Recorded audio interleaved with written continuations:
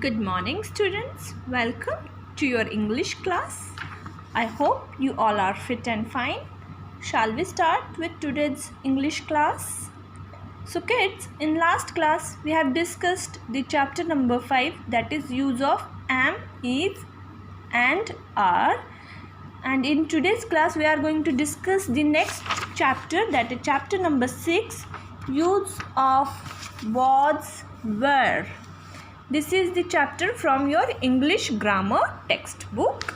We are on the page number 25 of your English grammar textbook. So I'll repeat one more time. The title of the chapter is use of was, were. So kids, as I mentioned in the last class only, was, were, am, is, are, these all are nothing but the helping verbs. These helping verbs like am, is, are, they are used in the present tense. ये सब am, is, are कौन से tense में use करते हैं हम? Present tense में, वर्तमान काल में यूज़ करते हैं वो हेल्पिंग वर्ब्स. और helping verbs like was, were, ये कौन सी टेंस में यूज़ किए जाते हैं? ये हम हेल्पिंग वर्ब्स पास्ट टेंस में यूज़ करते हैं. जब भी कोई भूतकाल में सेंटेंस लिखना होता है, whenever we want to write a sentence in the past tense, we use the helping verbs was, were. Okay kids? Have you got the difference between when to use am, is, are and when to use was, were? If you want to write a sentence in the present tense, you use helping verbs, those are am, is, are, and if you want to write a sentence in the past tense, you use helping verbs was, were. So kids, I explained this earlier also. These helping verbs, they don't have any meaning, but they are used to help the main verb. They describe us about the tense of the sentence.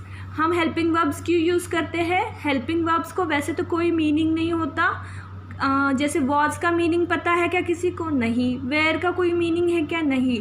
But ये जो helping verbs होते हैं, ये हमारा जो main verb होता है उसको हेल्प करते हैं. किस चीज़ में हेल्प करते हैं? They help us to describe और to tell us about the tense. अगर हमें वर्तमान काल या भूतकाल या भविष्य काल, फ्यूचर टेंस है या पास्ट टेंस है या प्रेजेंट टेंस है, ये पता लगाना है या ये बताना है सेंटेंस में, तो हमें किसकी मदद चाहिए होती है? We need the help of this helping verbs. अगर हमें टेंस के बारे में इंफॉर्मेशन बतानी है तो हमें हेल्पिंग वर्ब की ज़रूरत पड़ती है. तो चलो, shall we start with the chapter reading. Kids, now you are in class 2. बच्चों, अभी आप क्लास 2 में पढ़ रहे हो. Last year you were in class 1. बच्चों, अभी आप कौन सी क्लास में हो? You are in class 2. So this is the present tense. अभी हो ना आप क्लास 2 में? अभी आप कौन सी क्लास में पढ़ रहे हो? Class 2. Means this is the current time. अभी जो चीज़ हो रही है उसको बोलते हैं present tense. That is why यहाँ पे जो हेल्पिंग वर्ब आया था that is are.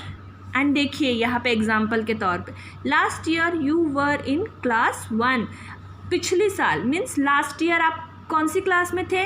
You were studying in the class 1, है ना? All of you must be in the class 1 in the last year. So that is why this is the thing which has happened in the past. ये जो class 1 था, आप सब बच्चे class 1 में कब थे?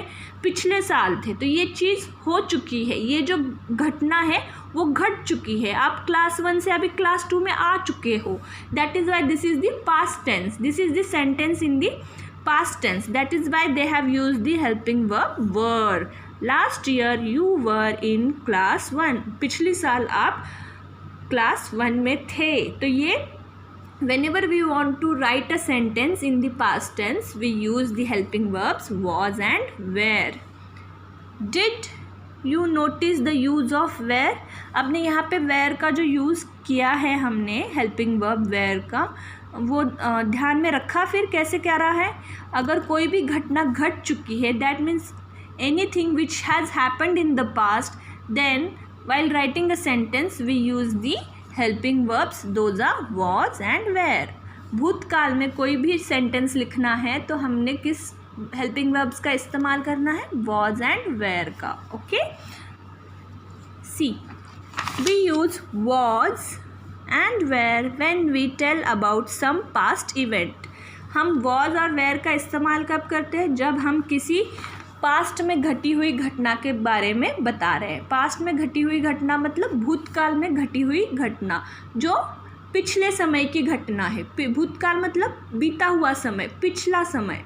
Okay, past event means past means पीछे वाला समय. Okay, see Raj was happy yesterday. yesterday means कल, बीता हुआ कल. तो that is why they have used Raj was. They have used the helping verb was. Was means it has happened in the past, and Raj is the singular noun, that is why they have used was. अगर plural noun होता तो were use करते, singular है इसलिए was use किया.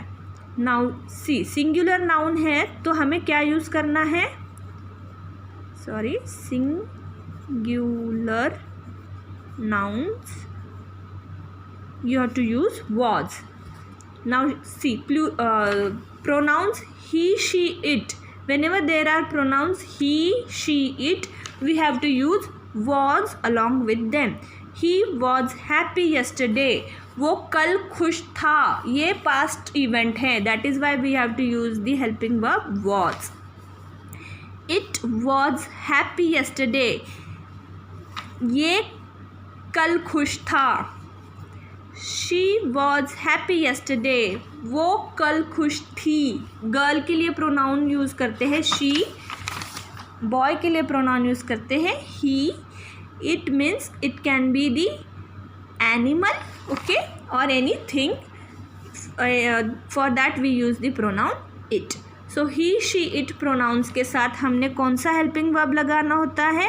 If you want to write this sentence in the past tense, we use the helping verb was.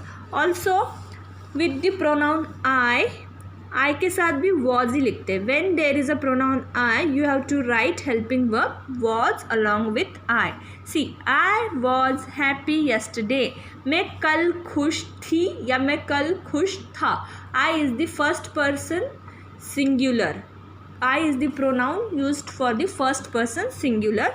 So I was happy yesterday. मैं कल खुश थी या मैं कल खुश था. So I के साथ भी helping verb was आता है. Child. Child is a singular noun. Yes or no? Yes, child is the singular noun. So whenever there is a singular noun and you want to write a sentence in the past tense, तो देखो हम कौन सा helping verb use करेंगे? Was use करेंगे. Child was happy yesterday. बच्चा कल खुश था. Okay kids? Likewise we'll do the next examples. Children were playing in the park last night. So यहाँ पे children is the singular noun or the plural noun? Children is the plural noun. So kids, whenever there is a plural noun, you have to use helping verb were. Plural के साथ क्या आएगा? Were. Children were playing in the park last night. बच्चे कल रात को park में खेल रहे थे. तो they are telling us about the event which has happened in the last night. पिछली रात को जो घटना घटी है उसके बारे में ये बता रहे, इन्फॉर्मेशन दे रहे. यानी कि ये this sentence is the sentence in the past tense. That is why we are using the helping verb were. और वॉज और वेयर में से वेयर कब आएगा? We will use helping verb were when the noun is plural. Now next, we were playing in the park last night. So we is also the pronoun and we is the pronoun used for the many persons, है ना.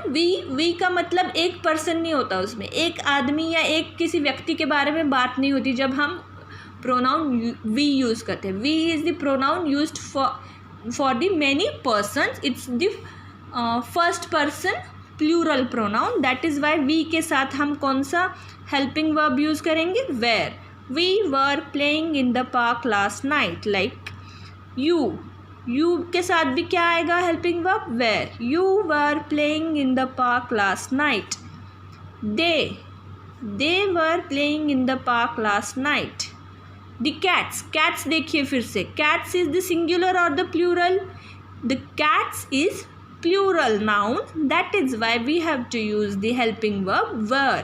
The cats were playing in the park last night. जब भी plural noun आएगा तो हमें वर लगाना है और सिंगुलर नाउन आएगा तो वॉज लगाना है. और वॉज वेयर कब यूज़ करना है सेंटेंसेस में? इफ़ योर सेंटेंस इज और if the event has happened in the past, then you have to use the helping verb was and were. अगर आपको पास्ट टेंस के बारे में, पास्ट के बारे में कोई सेंटेंस लिखना है तो हमें वॉज और वेयर का इस्तेमाल करना है. पास्ट टेंस से रिलेटेड कौन से दो हेल्पिंग वर्ब्स हैं? Was and were. Was is used with the singular nouns and he, she, it. Also I के साथ वॉज यूज़ करते हैं. And were is used with the plural nouns and also were is used with the pronouns like we, you, they. Okay kids, I hope you have understood when to use the helping verb was and where. Now we will move on to the exercises.